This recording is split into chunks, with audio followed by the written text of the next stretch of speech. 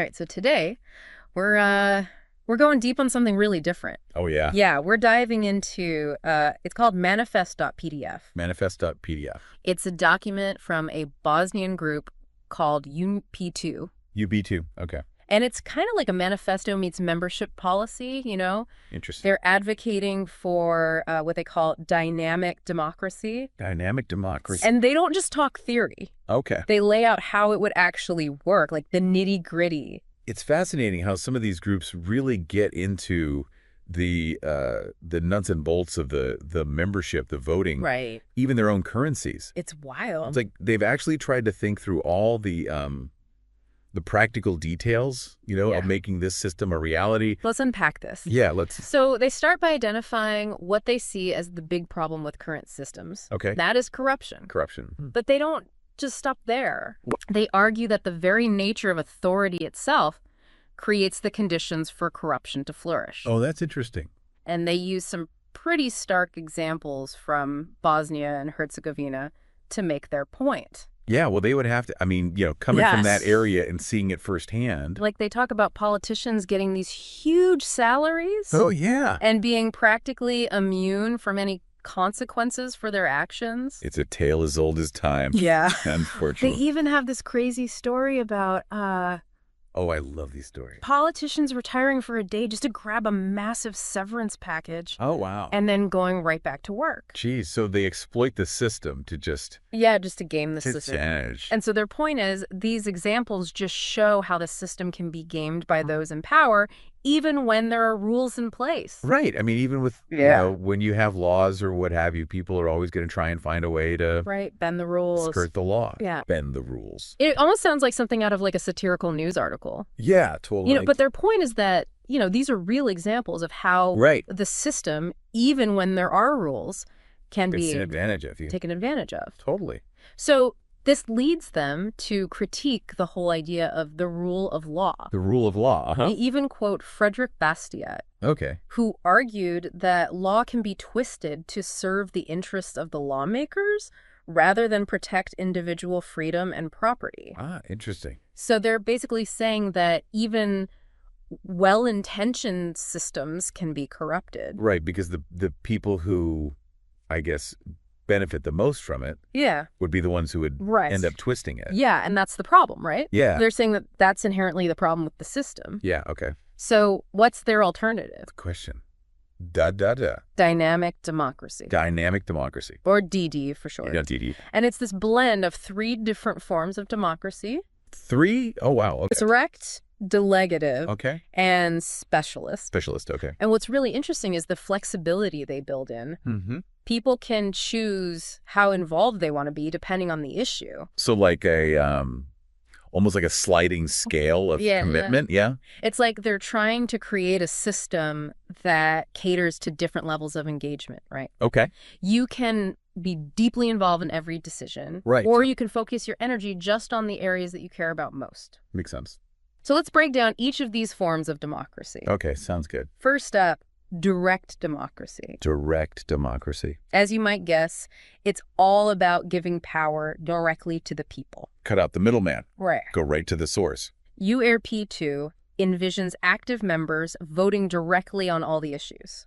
Gotcha. So like a true democracy. Direct democracy. Yeah, okay. And they see this as a way to combat corruption. Okay, I can see how that would make a difference. Because to pass anything, you'd need a huge number of votes. Yeah. Making bribery incredibly difficult. Well, yeah, imagine trying to bribe thousands or tens of thousands of people. Right. It's just not... Logistically. Yeah, it's not feasible. It becomes practically impossible. Yeah, exactly. They use the example of setting tax rates to illustrate how this could work.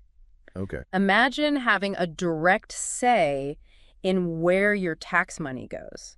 That's an interesting concept. Right. But I guess the question is like how many people would actually want to be involved in that? Right. And would they, have enough knowledge to Right. Exactly. That's what I was thinking. make informed decisions? To be able to vote on something like that. But they argue that, Yeah. if people had that kind of direct control, it would really change things. It would certainly change how people think about taxes Right. if they're the ones directly deciding. Yeah. They even touch on the idea of how the U.S. thrived historically when government spending was a much smaller percentage of the overall economy. Yeah.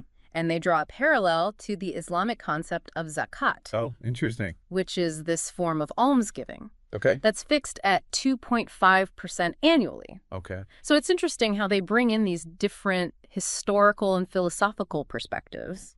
Yeah, I mean, they're obviously trying to ground their ideas Yeah. in something a little more Right. concrete than just... Established theories. Right. It shows they're really trying to think through this. Yeah. And they're not just pulling this out of thin air.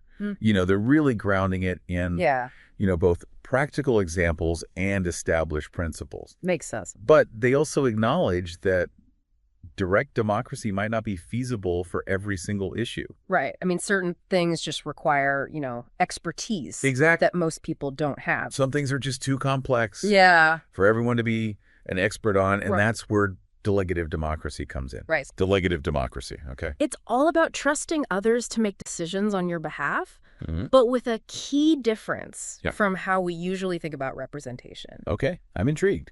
So, you can delegate your vote to someone you trust, Okay. like a family member or someone with expertise in a specific area. Right. But, and this is crucial, Okay. you can revoke that delegation at any time. Oh, that's a game changer. Yeah, it's like instant accountability. Interesting. No more waiting for an election to get rid of someone Right. who isn't representing you well. Yeah, that's usually the problem, right? Right. That takes so long to get somebody out of office. Exactly. Yeah. So this would address that. That's interesting. It's kind of brilliant when you think about it. Mm-hmm. You get the benefit of expertise Right. without giving up control. Right, because you can always pull the plug Right. if they're not performing. The document gives the example of regulating air traffic. Air traffic, okay. Most of us wouldn't want to wade through all the technical details of that. Yeah, no, thank you. Right. We'll leave that to the professionals. So you could delegate your vote to someone who really understands the ins and outs of aviation. Yeah, I like that. Right. Find somebody who really knows what they're doing Right. and then just let them run with it. It makes the system more efficient. Yeah, People can focus their time and energy on the issues they understand best, makes sense. leading to more informed decision-making. I like it. Okay, so we've got direct democracy, we've got delegative democracy. All right. Now buckle up, Okay. because things are about to get really interesting Oh, boy. with the third form of democracy in their system, All right, hit me. specialist democracy. Specialist democracy. Okay. This is where they introduce a whole new currency Another currency. Oh, wow. called UPP. UPP. And a free market system for trading votes. Oh, this is where it gets wild. It gets a little crazy. I like it. This is where the dynamic democracy really comes into play. Okay. It's like they're creating an economy around political participation. So they've gamified it. Yeah, you could say that. Interesting. So you earn UPP by joining the movement, Okay. recruiting new members, All right. and even by choosing not to vote on certain issues, Oh, interesting. recognizing that you might not have the expertise to make an informed decision. I like that. So you're literally rewarded for being aware of your own limitations. That's fantastic because a lot of people, I think they get caught up Yeah. and they just vote on everything. Right. You're not expected to be an expert on everything. When they don't even know what they're voting on half the time. Exactly. So I like that a lot. That's smart. It's about valuing both participation Right. and recognizing that not everyone can be an expert on everything. Exactly. Yeah. It encourages specialization. Okay. You can focus your UPP, your political capital, on the areas you know best. So you build up your expertise, you build up your UPP, Exactly. and you can then use that on issues that you really care about. Right. And what do you do with this OPP? Yeah. What do you do with it? Well, you can propose new issues to be voted on, Okay. support issues that others have put forward, or even bid on additional votes. Oh, interesting. During these auctions, they have built into the system. Essentially. Yeah. Interesting. Like a stock market. Yeah. It's like a stock market for political your political ideas. political capital. Exactly. Love that. So they've broken the whole voting process down into 5 distinct phases. 5 phases. Okay. And the auction system plays a key role in determining the weight of each issue. So the issues that are most important to people rise to the top. Exactly. Gotcha. Ensuring that the issues with the most support get prioritized. And get the most attention, yeah. Exactly. Okay. They actually walk through a detailed example in the document. Like showing how this would play out in an election with 50,000 voters. 50,000 voters, wow. And seeing the numbers and how votes are allocated, Yeah. traded, and ultimately used to pass or reject issues. Right. It helps to make this whole abstract concept feel a lot more real. Right. Put some numbers to it. Some actual figures. Exactly. Makes it a little easier to grasp. Yeah. And what they're trying to demonstrate is that this system encourages specialization. Capitalization, right. You're incentivized to invest your APP in areas you understand well. Okay. It's kind of like putting your money where your mouth is. Right. But with political capital. Political capital instead of cash. Exactly. Yeah. Interesting. And they argue that this actually addresses some big questions about how we organize political systems. Okay. And how we detect and correct errors in those systems. So kind of checks and balances in a way. They even reference the philosopher Karl Popper. Karl Popper? Who was very skeptical of centralized authority. Yeah. Okay, yeah, he was all about...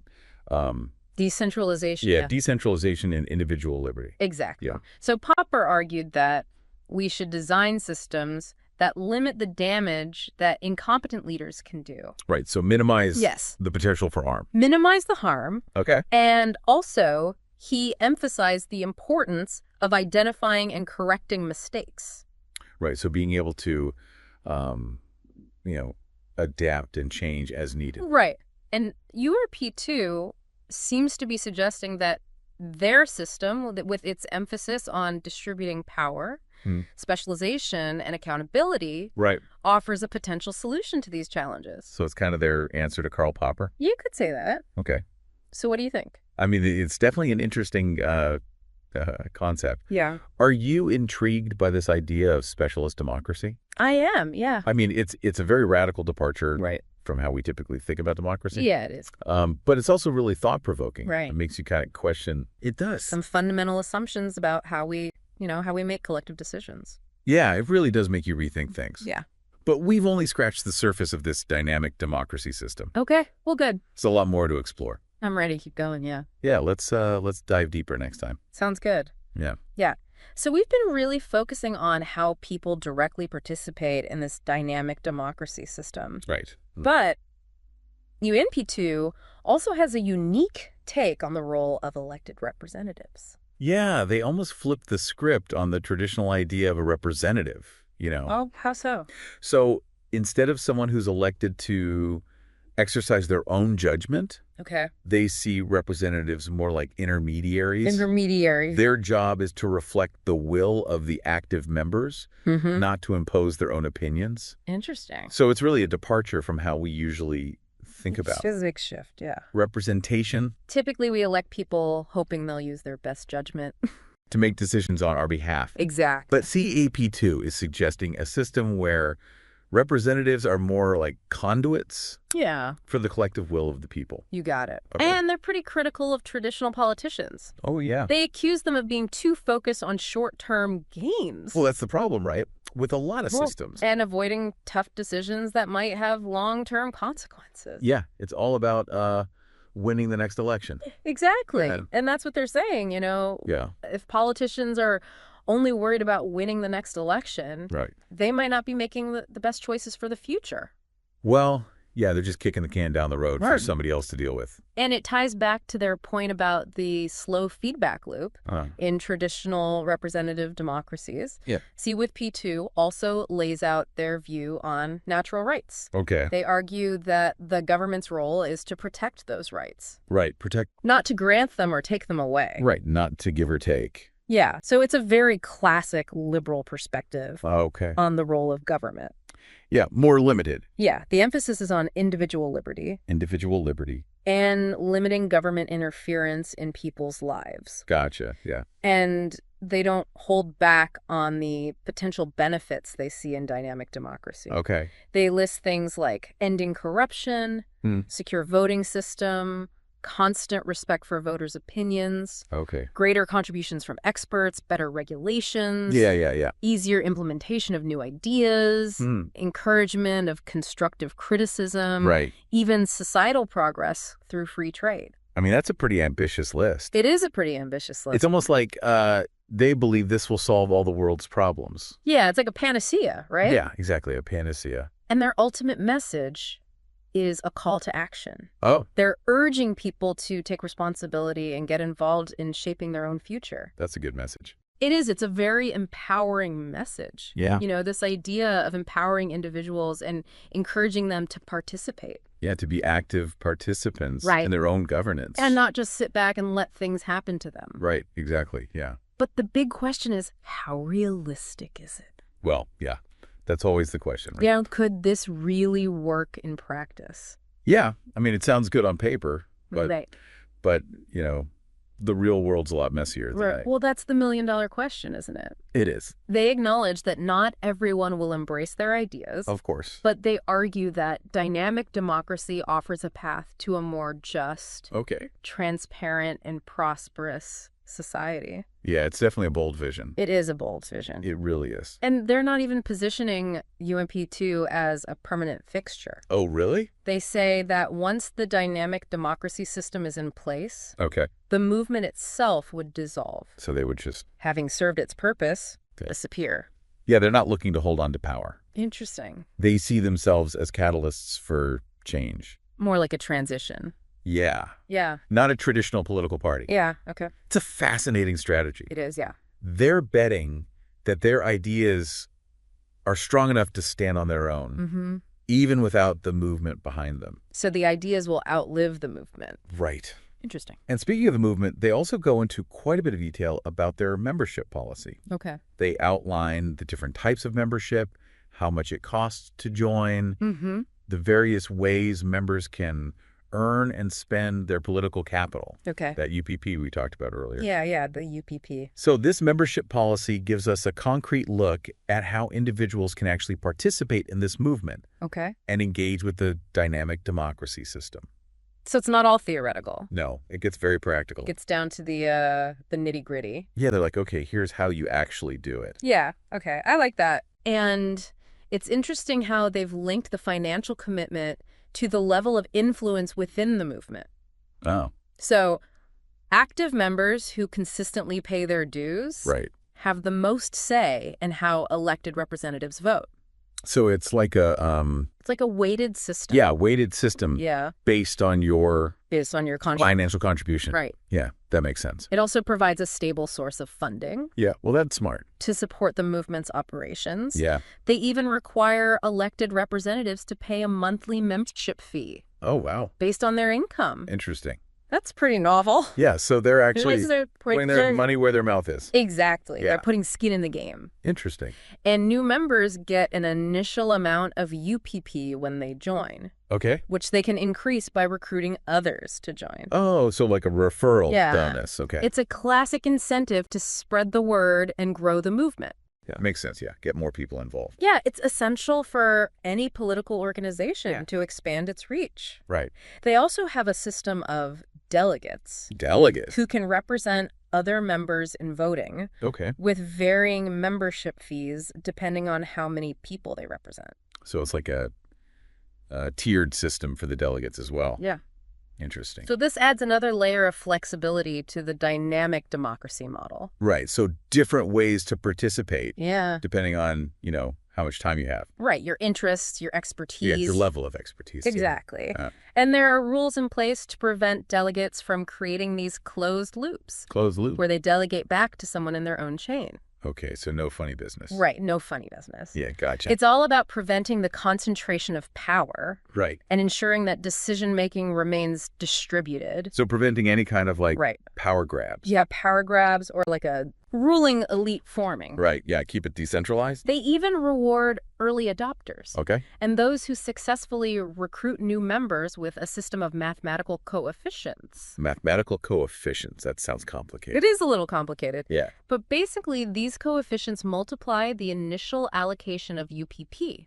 Okay. Providing an extra incentive to join and participate in the early stages of the movement. So get in on the ground floor. Yeah, it's a strategy often used by startups. Right. And new organizations. Get things going, yeah. To gain momentum. Yeah. Reward those who take the initial risk and contribute to early growth. Makes sense. I find it fascinating how they've woven these mathematical principles into their system. It is interesting, yeah. And these coefficients help balance the distribution of power. Okay. And ensure that early adopters have more influence in the movement's initial direction. But, it also adds a layer of complexity. It does. That could make it harder for people to understand. For outsiders to understand how it all works. Right. They're very transparent, though. Okay. About how that UPK currency is distributed. Well, that's good. I mean, transparency is always a good thing. For example, a portion of the EPP spent in the early phases of proposing and supporting issues gets redistributed to active members. Okay. While another portion goes to the person who proposed the issue. So they get a little kickback. Yeah. Interesting. It's a reward for being proactive and coming up with ideas. And they don't let inactive members off the hook. Oh, really? They actually penalize those who consistently fail to vote. Interesting. Reducing their political capital and redistributing it to more active members. So use it or lose it. Yeah. Okay. And it's not enough to just say you're going to vote. Really? You have to actually follow through. So you can't just pledge your vote and then just sit on it. Right. Yeah. They have penalties for members who commit to voting, but then don't cast their vote. So you gotta back it up. Yeah, you gotta walk the walk. Yeah. It reinforces the importance of active and responsible participation. Yeah, accountability. Accountability, yeah. Gotcha. It's not enough to just have a voice. You have to use it effectively. Yeah, you got to use it. They even offer a faster registration process for members who are willing to pay an extra fee. So like a premium membership. Yeah, like a premium membership. Interesting. It shows how much they value a smooth and efficient onboarding experience for new members. Yeah, well, that makes sense. Yeah. I mean, you want to make it as easy as possible for people to join. Exactly. Yeah. And it suggests that UMP2 is thinking carefully about the operational side of their movement. Okay. And making it user-friendly. Yeah. So it's not just about the ideas, it's about actually implementing them. Yeah. They're thinking about the logistics of it all. Right. So as we've been diving into this membership policy, what's standing out to you about their approach to participation? I mean, what strikes me is their attempt to create a comprehensive and internally consistent system. Yeah, it's very thorough. Yeah, they've really thought through the incentives, the mechanisms for accountability, the distribution of power. It's all very... It's complex. It's a complex. For sure. Very systematic. It's also ambitious. Extremely. Yeah. It's like they've really tried to think of everything. Yeah. They've really tried to cover all the bases. And it makes you wonder if such a complex system could really function in the real world. Well, yeah, that's the thing, right? Yeah. Human behavior can be unpredictable. Humans are messy. Yeah. And they don't always. And people don't always act in the best interests of the common good. Right. So it's a grand experiment. It is a grand experiment. Yeah. And whether it would succeed is a question that only time could answer. Yeah. Only time will tell. But regardless of its practicality, it's an incredibly fascinating thought experiment. It really is. Yeah, it really is. It makes you think.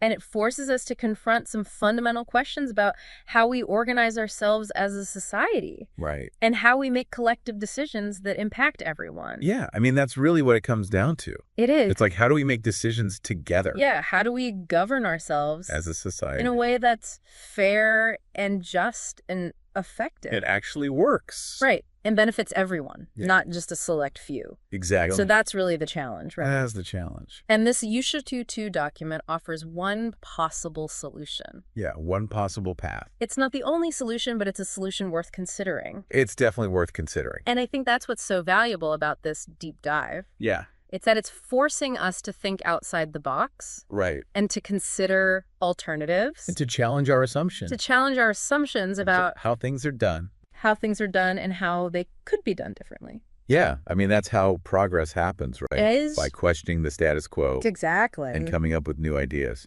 So I'm curious to hear what our listeners think. Yeah, me too. What stood out to them about this system? Yeah, what resonated with them? What parts resonated with them? What parts left them skeptical? What parts left them skeptical? Yeah. What are the problems you see in your own community that you think a system like this could address? Yeah, that's a good question. What issues feel so urgent Right. That you'd be willing to roll up your sleeves. Yeah. Earn some UPP. Get some UPP. Yeah, get some UPP. Get the game. Get in the game. Yeah. And make your voice heard. Yeah, make a difference. This deep dive has been a journey into a world of possibilities. Today has been a journey. A look at how we might rethink the very foundations of our political systems. Yeah. I mean, it's really made us think about It has. the fundamentals. Yeah, the fundamentals of how we govern ourselves. And how we can do it better. And as we navigate the complexities of the 21st century, Right. It's clear that we need new ideas. Yeah. Bold experiments. Gotta be willing to experiment. And a willingness to question the way things are. Yeah, to think outside the box. Exactly. To challenge the status quo. So keep those questions in mind. Mm-hmm. Stay curious. We're diving deep. Keep diving deep. Thanks for joining us. It's been a pleasure. Yeah, it's a lot to digest, you know? It really is. I mean, just thinking about all the potential, all the possible pitfalls of trying to completely rethink democracy. It's a big undertaking. It's a huge undertaking. Yeah. But this UTEP P2 manifesto and membership policy, it really gives us this fascinating glimpse into a completely different approach to governing ourselves. Right. I mean, it's not perfect. Right. But it's interesting. It is interesting. It's a good starting point. It's a good thought experiment. Yeah, definitely. So as we wrap up our deep dive today, okay, I'd love to hear from you, the listener, what stood out to you about this system. Right. What parts resonated? What parts resonated with you? And what parts left you skeptical? And what parts left you skeptical? Yeah. What parts made you say, that's interesting. I wonder if that would really work. Right, exactly. You know? Yeah. It's interesting that the document itself ends with a quote from the Quran. Oh, okay. It says, Allah will not change the condition of a nation until it changes itself. Mm-hmm. Yeah, that's a good one. It's a powerful statement. It is. About taking ownership. Taking responsibility. And realizing that change ultimately starts with each of us. Right, exactly. Yeah, we can't just sit around and wait for somebody else to fix things. Yeah, we got to be the change we want to see. You got it. Yeah. So it definitely makes you think. It does. Could a system like this dynamic democracy, with its focus on individual choice and specialization, actually work in your community? I mean, that's the question, right? It is the question. That's a good question. And what are the problems that you see in your own community that you think a system like this could address? Yeah. What issues feel so urgent to you that you'd be willing to roll up your sleeves, earn some UPP, and make your voice heard? Yeah, get in the game. Get in the game. Yeah. This deep dive has been a journey into a world of possibilities. It has. A look at how we might rethink the very foundations of our political systems. Yeah, it's been a real eye-opener. And as we navigate the complexities of the 21st century, it's clear that we need new ideas, bold experiments, and a willingness to question the way things are. We can't just keep doing things the way we've always done them. Exactly. Got to be willing to try new things. So keep those questions in mind, stay curious, and keep diving deep. Keep diving deep. Thanks for joining us. See you next time.